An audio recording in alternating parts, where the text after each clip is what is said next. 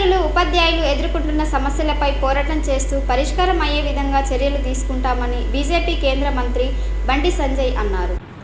మంచిర్యాల జిల్లా మందమరి మండలం క్యాకరపల్లి మున్సిపాలిటీ పరిధిలోని ఎంఎన్ఆర్ గార్డెన్లో పట్టభద్రుల ఎమ్మెల్సీ ఎన్నికల సమావేశానికి ఆదివారం ముఖ్య అతిథిగా హాజరై మాట్లాడారు. కాంగ్రెస్ ప్రభుత్వ పాలనలో ప్రజలు, రైతులు, ఉద్యోగులు, విద్యార్థులు వివిధ సంఘాల అనేక విధమైన సమస్యలతో సతమతమవుతున్నారని ఆవేదన వ్యక్తం చేశారు. ప్రస్తుతం ఉన్నటువంటి కాంగ్రెస్ ప్రభుత్వ హయాంలో ప్రజలకు ఒరిగిందేమీ లేదని ఎద్దేవా చేశారు. కాంగ్రెస్, బీఆర్ఎస్ పార్టీ రెండు లోపకారి ఒప్పందంతోనే ఎమ్మెల్సీ ఎన్నికల్లో అభ్యర్థులు కరువైనప్పటికీ పోటీ చేస్తున్నారని అవహేళన చేశారు. కాంగ్రెస్ పార్టీ నుండి ఉమ్మడి కరీంనగర్, నిజామాబాద్, ఆదిలాబాద్ ఎమ్మెల్సీ అభ్యర్థిగా పోటీ చేస్తున్న నరేందర్ రెడ్డి గెలుపుపై అనుమానంతోనే ముఖ్యమంత్రి స్వయంగా ఎన్నికల ప్రచారంలో పాల్గొనడం సిగ్గుచేటన్నారు. ప్రస్తుతం రాష్ట్రంలో జరుగుతున్న ఎమ్మెల్సీ ఎన్నికల్లో బీజేపీ అభ్యర్థులు భారీ మెజార్టీతో గెలుపొందడం ఖాయమని, ఈ ప్రాంత ఎమ్మెల్సీగా పోటీ చేస్తున్న అంజిరెడ్డి గెలుపు కోసం పార్టీ నాయకులు, కార్యకర్తలు కృషి చేయాలని కోరారు. ఈ సమావేశంలో కామారెడ్డి ఎమ్మెల్యే వెంకటరమణారెడ్డి, మాజీ ఎమ్మెల్యే రామచంద్రారెడ్డి, ఎమ్మెల్సీ అభ్యర్థి అంజిరెడ్డి, వెరబల్లి రఘునాథ్, గోమాస శ్రీనివాస్, సారుముల పోషం, మున్సిపాలిటీ నాయకులు పాల్గొన్నారు.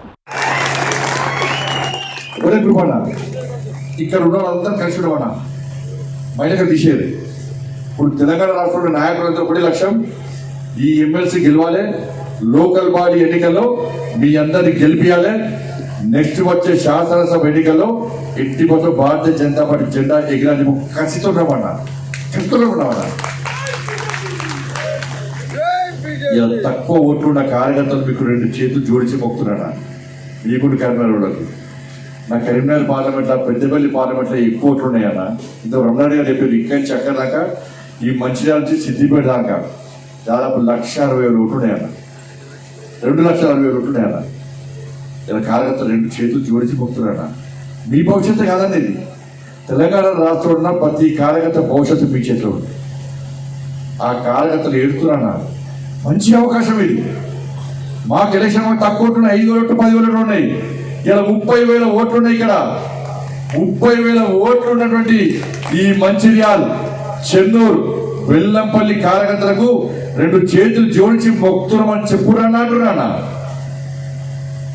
మీరు ఓట్లేసి గెలిపిస్తే ఇలా వాళ్ళ భవిష్యత్తు కూడా బాగుపడుతుంది, పార్టీ భవిష్యత్తు బాగుపడుతుంది, మీ భవిష్యత్తు బాగుపడుతున్నారు. వాళ్ళందరూ వేడుకుంటున్నాను, మీ అందరినీ కష్టపడి పనిచేయమని రిక్వెస్ట్ చేస్తున్నాను. వాళ్ళు ఇది అంజిరెడ్డి గారికి సంబంధించిన ఎన్నికలు కావు, బండి సంజయ్కి సంబంధించిన ఎన్నికలు కావు, రమణారెడ్డి గారికో, రామచంద్ర గారికో, రమణరావుకి సంబంధించిన ఎన్నికలు కావు. ఇవి తెలంగాణ భారతీయ జనతా పార్టీ కార్యకర్తల భవిష్యత్తుకు సంబంధించిన ఎన్నికలు అనేది. 25 ఓట్లన్నా అంతకంటే మీరు ఏం పని చేయకండి. కేవలం మీకు ఇచ్చిన 25 ఓట్లను 27 సాయంత్రం 5 గంటల 4 గంటల లోపు మీరు ఓటు వేసే బాధ్యత మాత్రమే మీది. నాకు వచ్చి కలవలేదు, నాకు ఖర్చులకు పైసలు ఇవ్వలేదు, నాకు ఫోన్ చేసి చెప్పలేదు, నాకు బిర్యానీ తినిపించలేదు, నాకు ఛాయ్ తాగలేదు, నా ఇంటికి కాదే పక్కింటోళ్ళకి పోయాడు, నాకు పడని వ్యక్తితో మాట్లాడుతున్నాడు, ఆయనతో ఫోటో చూస్తున్నాడు, ఈయన ఆ గ్రూపు, ఈయన ఈ గ్రూప్ అంటే నమ్మక ద్రోహం అన్నది. కన్న తల్లికి ద్రోహం చేశాడు. పార్టీకి ద్రోహం చేస్తే పార్టీ కన్న తల్లి లాంటిది, పార్టీకి ద్రోహం చేస్తే కన్న తల్లికి ద్రోహం చేశాడు. 25 ఓట్లు మీలాంటి ఇదంతా కార్యకర్తలు కానీ అంత నాయకులు అని మీరు అంటారు. ఇది కార్యకర్త సమావేశం కాదు. ఇది పచీస్ ప్రభారి అంటే ఒక స్థాయి ఉన్నటువంటి ఒక నాయకుడి యొక్క బాధ్యత. మీ అందరు మీకంటే పనిచేసిన చాలా మంది ఉన్నారు బయట, కానీ జిల్లా కమిటీ కానీ నాయకులు మీరందరూ కష్టపడి పనిచేస్తారు. మీ లోపల సత్తా ఉంది, ఆ దమ్ము ఉంది, ఆ శక్తి ఉంది. 25 ఓట్లు ఇచ్చేటువంటి స్థాయి ఉన్నటువంటి నాయకులు మీరు అని చెప్పి గుర్తించే పార్టీ వాళ్ళు పచీస్ ప్రభావం చేసింది. వాళ్ళు ఒక్క 25 ఓట్లు మాత్రమే ఇచ్చారు. ప్లీజ్ 25 ఓట్లు వేసిన కార్యకర్తలు ఎన్నికలు గెలిచాక అప్పుడు చెప్తుడు అబ్బా నేను వేసిన 25 ఓట్లతోనే అంజిరెడ్డి గారు గెలిచారు, నేను ఓటు వేసిన 25 ఓట్లతోనే కొమరయ్య గారు గెలిచారు. ఆ తృప్తి వేరే ఉంటుందన్న. నన్ను నేను పని చేస్తా చూస్తారా చూడడు, పని సరిగ్గా చూస్తారా చూడడు. నేను చేయాలి పని గుర్తింపు కోసం పనిచేస్తే అది గుర్తింపు కాదన్న. మనం చేసే పనిని పార్టీ గుర్తిస్తుంది. ఇవాళ నేను గుర్తిస్తాను. గుర్తింపు కోసం పనిచేసేవాడు భారతీయ జనతా పార్టీ కార్యకర్త కానే కాదు. కమిట్మెంట్ తోని పార్టీ కోసం పనిచేసేవాడే నిజమైన భారతీయ జనతా పార్టీ కార్యకర్త. మన ఎమ్మెల్యే మొత్తం స్కూల్స్ కాలేజెస్ ఉన్న కరెస్పాండెంట్లను అందరినీ పిలిచి రేపు స్కూళ్ళు కాలేజీలు మంచిర్యాల జిల్లాలో బంద్ పెట్టాలి. అన్ని స్కూళ్ళు కాలేజీలు రేపు బంద్ పెట్టాలి. రేపు 1 గంటకు ముఖ్యమంత్రి మీటింగ్ కలెక్టర్ ఆఫీస్ దగ్గర బస్సులు పెట్టి స్కూళ్ళల్లో పనిచేసే టీచర్లు, కాలేజీలలో ఉన్న లెక్చరర్లు, మిగిలిన స్టాఫ్ అందరినీ కూడా తీసుకురావాలని ఇవాళ మన ముఖ్యమంత్రి మీటింగ్కి తీసుకురావాలని మన మంచిర్యాల ఎమ్మెల్యే ఇవాళ పొద్దున పిలిచి చెప్పడం జరిగింది. ఉదయం నుంచి స్కూల్ కరెస్పాండెంట్లు, ప్రిన్సిపల్ అందరూ నాకు ఫోన్ చేస్తున్నారు. రేపు ముఖ్యమంత్రి గారిని మేము అడుగుతున్నాం, ముఖ్యమంత్రి గారు రేపు మంచిర్యాలకు వస్తున్న సందర్భంగా మా ప్రైవేట్ కాలేజు యాజమాన్యం కరెస్పాండెంట్లు ఫీజు రియంబర్స్మెంట్ కాక అప్పులు తెచ్చి ఇవాళ ఇబ్బంది పడుతున్నారు. మేబీ రేపు ముఖ్యమంత్రి గారి సమీక్షంలో అందరికీ ఫీజు రియంబర్స్మెంట్ ఇవ్వడానికి ముఖ్యమంత్రి గారు మంచిర్యాలకు వస్తున్నా అని అడుగుతున్నారు.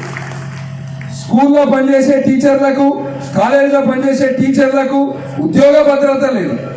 కోవిడ్ అప్పుడు మనం చూసాం, పాండమిక్ అప్పుడు, కరోనా వచ్చినప్పుడు అందరికంటే ఎక్కువ ఇబ్బందులు పడ్డది ప్రైవేట్ స్కూళ్ళు, ప్రైవేట్ కాలేజీల యొక్క యాజమాన్యం. ఉద్యోగ భద్రత లేదు, ఆరోగ్య భద్రత లేదు. మరి ముఖ్యమంత్రి గారు రేపు ప్రైవేట్ స్కూల్, ప్రైవేట్ కాలేజు లెక్చరర్లకు, టీచర్లకు హెల్త్ కార్డ్స్ ఇవ్వడానికి ముఖ్యమంత్రి గారు మన మంచిర్యాలకు వస్తున్నారని మేము అడుగుతున్నాం. ఇలా ముఖ్యమంత్రి గారికి తెలుసా అసలు మరి రేపు స్కూళ్ళు, కాలేజీలు అన్నిటికీ సెలవు ప్రకటించాల్సినంత అవసరం వచ్చిందా అని అడుగుతున్నాం. మరి ఎలక్షన్ కమిషన్ కూడా ఈ విషయాన్ని దృష్టిలోకి తీసుకోవాలి. మంచిర్యాల ఎమ్మెల్యే మనకు తెలుసు, 14 నెలల నుంచి ఆయన ఏం చేస్తుండంటే కేవలం బెదిరించడం.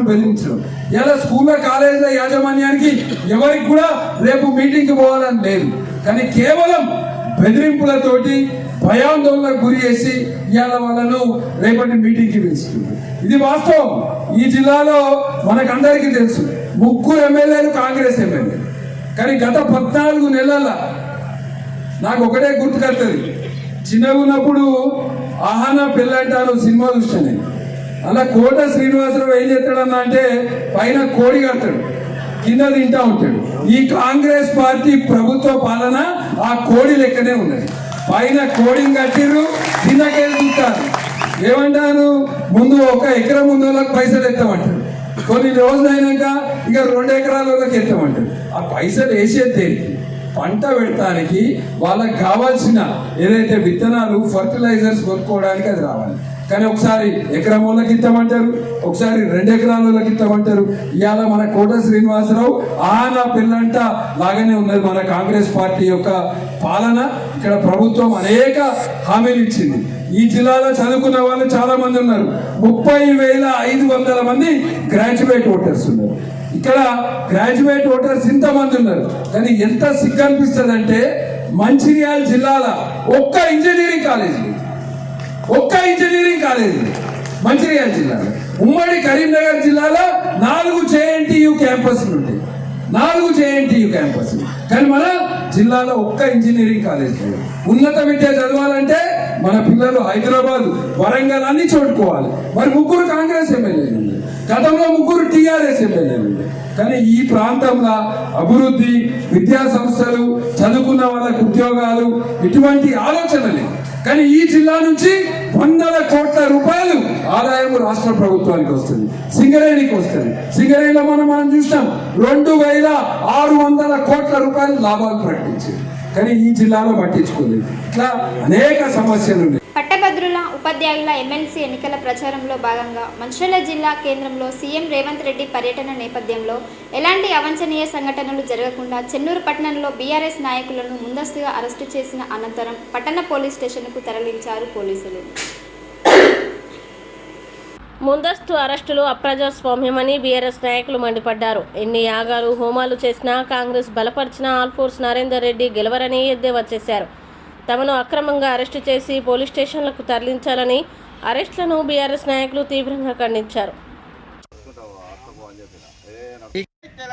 జై తెలంగాణ బాల్క సుమన్ గారి నాయకత్వం బాల్క సుమన్ గారి నాయకత్వం కేసీఆర్ గారి నాయకత్వం జై తెలంగాణ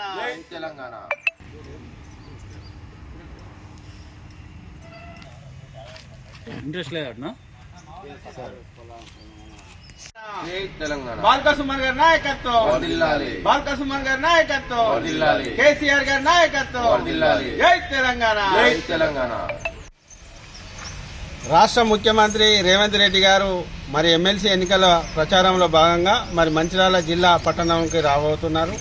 మరి వారి అప్పుడు బీఆర్ఎస్ అధికారంలో ఉండగా ఇదే రేవంత్ రెడ్డి అన్నారు అక్రమ అరెస్టులు ఎందుకు చేస్తాను భయపడి చేస్తాను అన్నారు. మరి రేవంత్ రెడ్డి గారు మీ సభకు ప్రజలే రావడానికి సిద్ధంగా లేరు.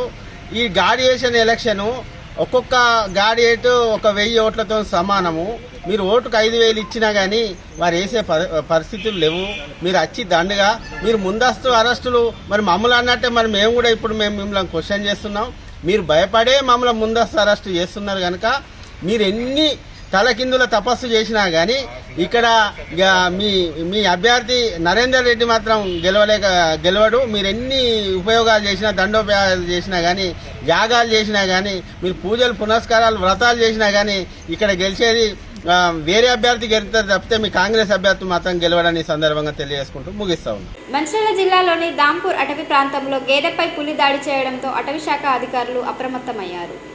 పులి కదలికల్ని గమనించిన అటవీ శాఖ సిబ్బంది దాంపూర్ సెక్షన్ నుండి జైపూర్ సెక్షన్లోకి పులి ప్రవేశించినట్లుగా గమనించి అటవీ ప్రాంత సమీప గ్రామ ప్రజల్ని అప్రమత్తం చేస్తున్నారు.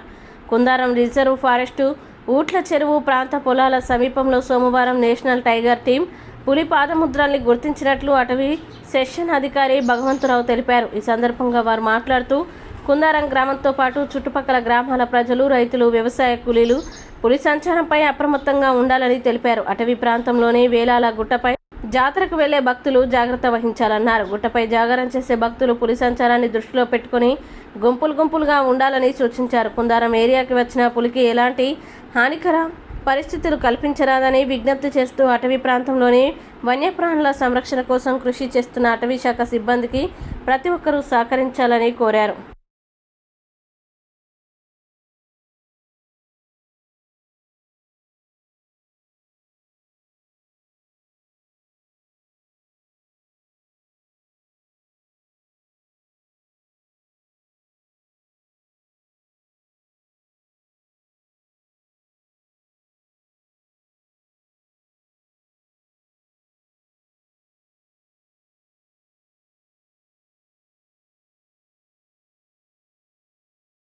నేటి ఎస్ఎల్ఎన్ న్యూస్ ఇంతటితో సమాప్తం. తిరిగి ప్రసారమయ్యే ఎస్ఎల్ఎన్ న్యూస్లో మళ్ళీ కలుద్దాం. అంతవరకు సెలవు. నమస్కారం.